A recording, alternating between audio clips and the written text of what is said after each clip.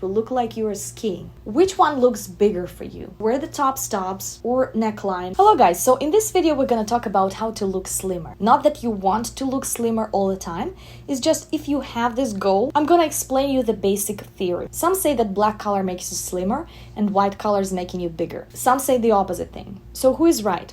I'm just gonna show you one little example. There's two balls. One is black, another one is white. Which one looks bigger for you or more prominent? White. And why is that? Not because white is lighter and it's reflecting light and it's blurring the outline, not because of that, but only because we see two colors, light and dark. Light color is the prominent part. Dark color is the color of its shadow. Every time we see big contrast between light part and the shadow, this is how our eyes can understand that this object has a prominent shape. If the ball is black, basically its prominent part is same color as the shadow. It can be darker than black. It's already the darkest possible color. This is why we perceive this as not prominent ball. We don't even see that it's a ball. We see this as just a circle. We don't see its shape. Same with clothes. Let's say a woman is wearing something light, then we see that some parts of her body are more prominent and some parts of her body are not prominent. And we see it by these two colors. By lighter color, where her prominent parts are, and by the shadows that is on the sides, above or underneath. And when she's wearing something matte and black, she's basically wearing a clothes that is the color of a shadow. Can't be darker than that. So there's no contrast. There's just one same color, so it's absorbing light. So we don't see the shape of this woman. So she looks kind of more flat, if we can say so. This is why black color looks tight too, because the lighter the color is, the more we see wrinkles, because wrinkles is shadows. And the more shadows we see, the more wrinkles we see, the more untidy the piece looks. So this is why you have to take care a little bit more about lighter pieces. This is why we spend more money for lighter pieces, because they have to have a better fabric, because fabric has to keep its shape, and more expensive fabric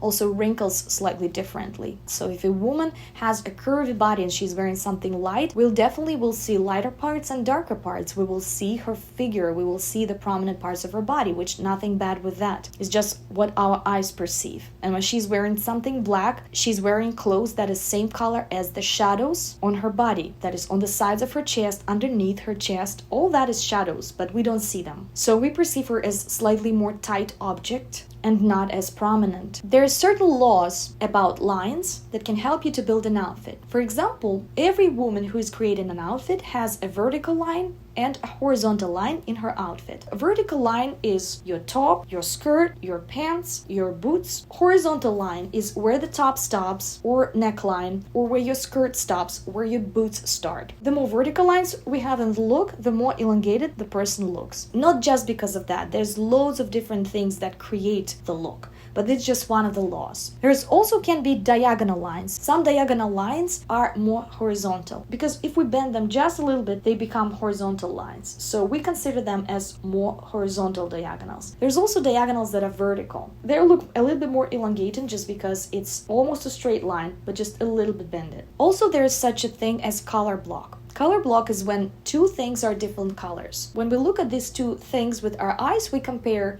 one color with another color. And as a contrast, our attention normally goes to that horizontal line.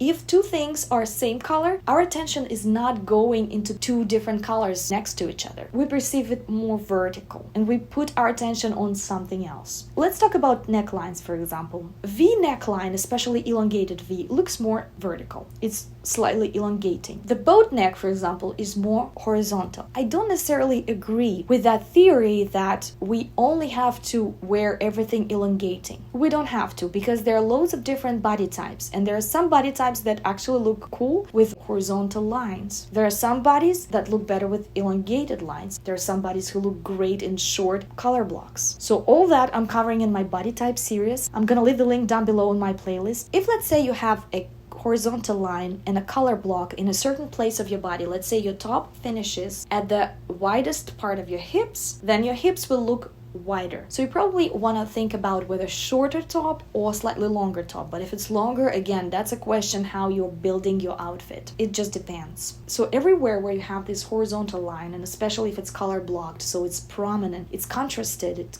catches our attention, that is widening that part normally. This is why it's quite important sometimes what is the length of our pants, skirts, dresses, and tops. Sometimes it can change the whole look, change proportions of your body. If you place your contrasted horizontal line at the thinnest parts of your body, for example your waist, if you can't find your waist, it's normally 2 fingers above your belly button. If you place the horizontal line there, it's not gonna look wide. It's gonna look quite harmonious and proportionate on you. If we talk about length of dresses or skirts, it also matters. For example, if they end up at the widest part of the cuffs, that is normally the worst scenario for you, because we kind of try to imagine the legs behind the skirt that is above the cuffs, and we are drawing in our mind that the legs are same width as your cuffs. And if your skirt stops at the thinner part of your leg, then our mind is drawing thinner legs underneath the skirt, which is very interesting. So quite good length normally are 10 or 15 centimeters above the knee. Normally that is a good length for women who like to go for mini skirts. If a woman has slightly bow legs, which are legs are slightly curved on the sides, normally they are curved from the knee or in the knee area, so from the thighs to the knee. So for them, actually knee length might look quite good, because this is when the cuffs finish and they kind of curl back to the knee, and this is where your skirt starts. For other women, the length at the knees probably is not the best thing, because it might widen their legs too. So the best thing is right under the knee, or 10-15 centimeters above ankle, or a little bit lower. That length is also great. I just recently made a video about midi dresses where I talk a lot about how to wear a midi dress, especially on women with wider bones, wider cuffs, wider legs, or for petites.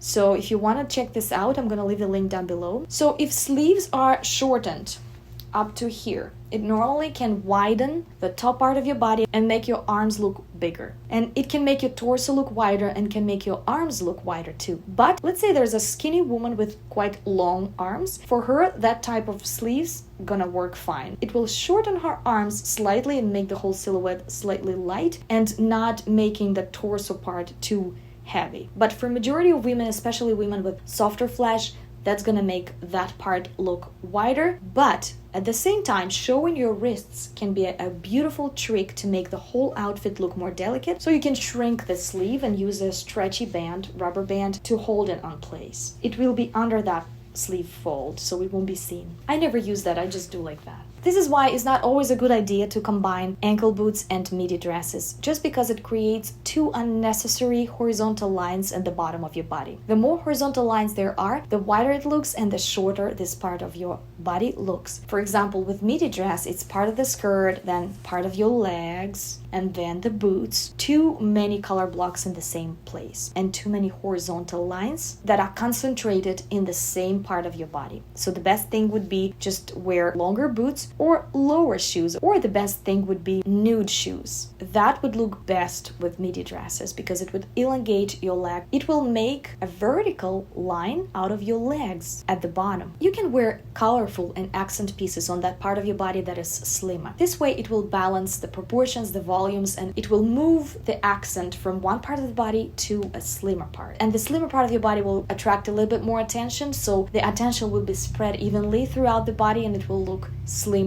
just in general. Of course, if you're wearing monochromatic looks, it automatically creates a vertical line because we don't see the horizontals. It all same color, so we perceive it as a long vertical line. If there's a big difference in shapes though, let's say very slim pants and very oversized top, we also can have horizontal lines shape-wise, but if it was more color blocked, it would be even more prominent. If we talk about prints, the safest prints would be something small and medium, not the large. Something on a larger scale is normally making different parts of your body more prominent. We don't want that. The safest prints would be probably animal print, its true size, not huge and strange. Small or medium florals, stripes. Stripes is normally good when it's 1 finger width. It's the most classic ones, or smaller. And smaller stripes on the blazers and pants also would work, or small checked pattern. These patterns are slimming patterns. Every rule has its exception, of course, but just in general, it's safer to go for them. than for huge patterns. Also, slightly pointed toes can elongate the look, can create a little bit more vertical line. But if you're petite, don't go for extra long toes. It will look very funny. It will look like you're skiing. Your feet might look unproportionately big for your body. And on contrary, if you're wearing shoes with very blunt toes, quite short and very rounded, not pointed, that normally shortens the legs. But again, for some women that might work. Also, if there are any accessories that can have vertical line, normally are slimming you, but I would never wear accessory just for that purpose. You just know it in theory and sometimes can use it maybe if you want. But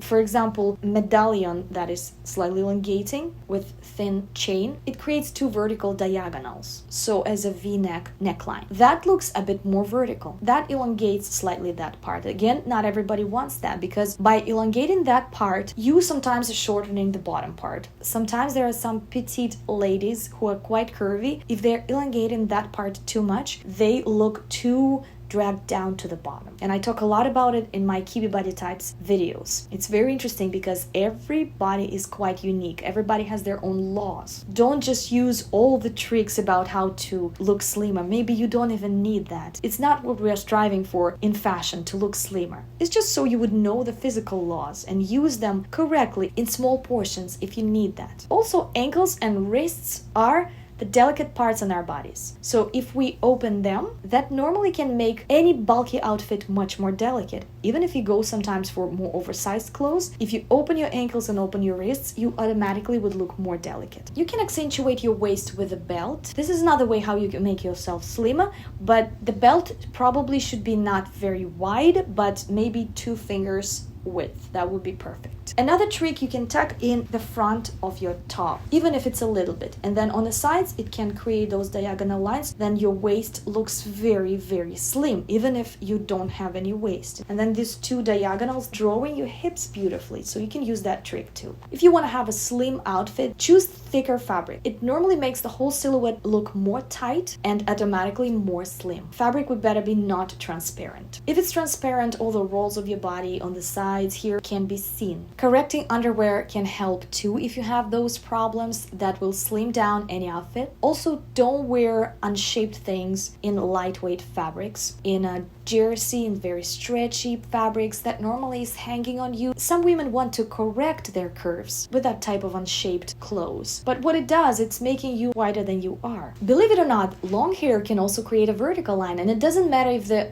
hair is curly or straight. Curly hair, if it's long, it is still a vertical line. The shorter the hair is, the more horizontal it looks, especially if it's rounded, it's more voluminous on the sides. It's creating more horizontal line, and there's no right or wrong again here. I know some women who have round face, who are slightly wide, and they enjoy their rounded short haircut with a lot of curls on the sides, and that just looks stunning on them. You don't have to look at this as the slimmer the better. Again, I'm talking a lot about this on my body type series. Just use it when you need it. If a woman is petite and she wants to look slimmer though, this long hair might not be a good idea for her still, because while it will create a long vertical line, at the same time it's gonna drag her down, it's gonna make her look too disproportionate, because we also look at sizes. We look at size of the head, we look at size of the neck, the approximate size of torso, size of the legs. We kind of can predict the proportions of a person's body,